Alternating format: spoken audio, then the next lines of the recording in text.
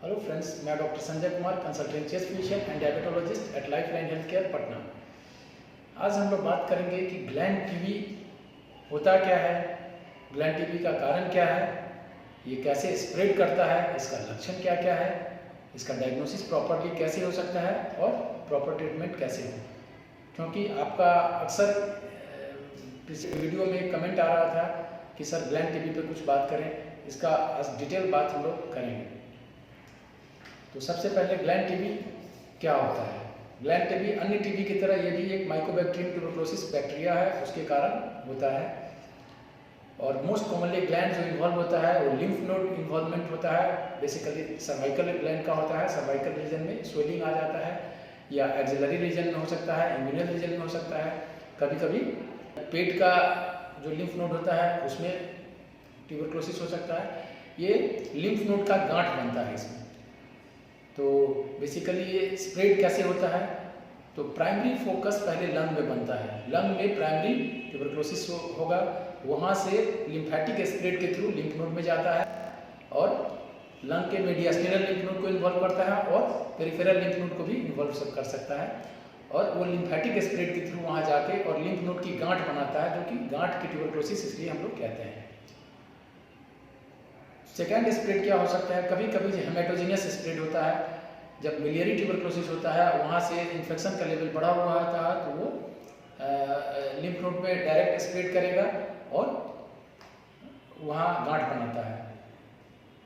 तो अब इसका सिम्टम क्या होता है, तो मेन सिम्टम होता है ग्लैंड का स्वेलिंग हो सकता है। जैसे मोस्ट कॉमनली अगर सर्वाइकल ग्लैंड को इन्वॉल्व करता है तो सर्वाइकल ग्लैंड में गांठ बनती है और शुरू में एक गांठ हो सकता है, बाद में मल्टीपल गांठ हो सकता है, जो कि एक दूसरे से या सराउंडिंग टिश्यू से सटा हुआ हो सकता है।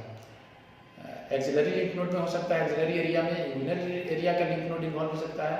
कभी कभी पेट का जो लिम्फेटिक्स होता है, लिम्फ नोड होता है, उसमें भी हो सकता है, लेकिन उसकी डायग्नोसिस डायरेक्ट पाल्पेट करके आप नहीं देख सकते हैं, वो अल्ट्रासोनोग्राफी से हम लोग देखते हैं, तो उसमें मेजेंट्रिक लिम्फ नोड का एनलार्जमेंट होता है। और फेफड़े के आसपास मीडियास्टिनल लिम्फ नोड का भी इन्वॉल्वमेंट हो सकता है, उसको भी या तो एक्सरे के थ्रू या इंडोब्रोंकियल अल्ट्रासोनोग्राफी के थ्रू उसको डायग्नोस करते हैं।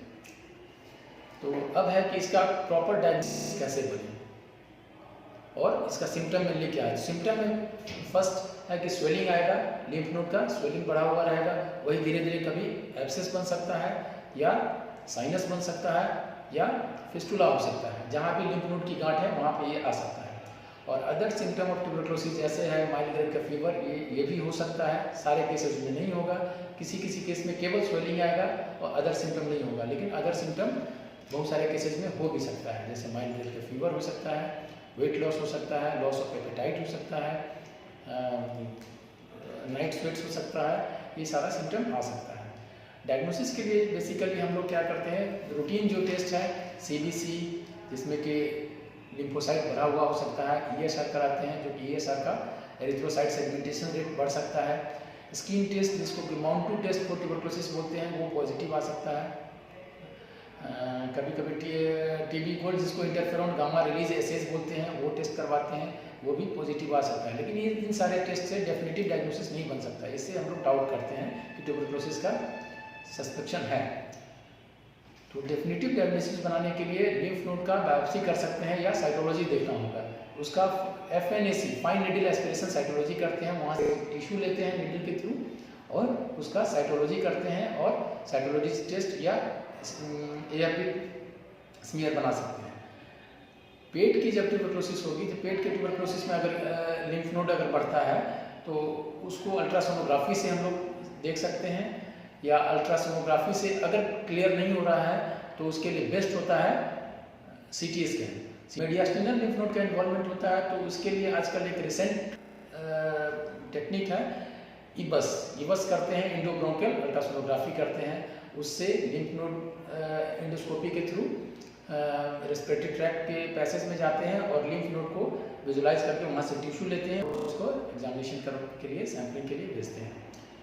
अगर प्रॉपर डायग्नोसिस बन जाता है तो फिर ट्रीटमेंट के एस्पेक्ट पे आते हैं। तो ट्रीटमेंट अन्य ट्यूबरकुलोसिस की तरह इसका भी WHO के अकॉर्डिंग टू WHO गाइडलाइंस इसका 6 मंथ का थेरेपी होता है, 2 month intensive phase and 4 month maintenance phase, total 6 month. Intensive phase में 2 महीने तक 4 ड्रग देते हैं, रिफाम्पिसिन, आइसोनियाजाइड, पायराजिनामाइड एंड इथाम्बुटोल।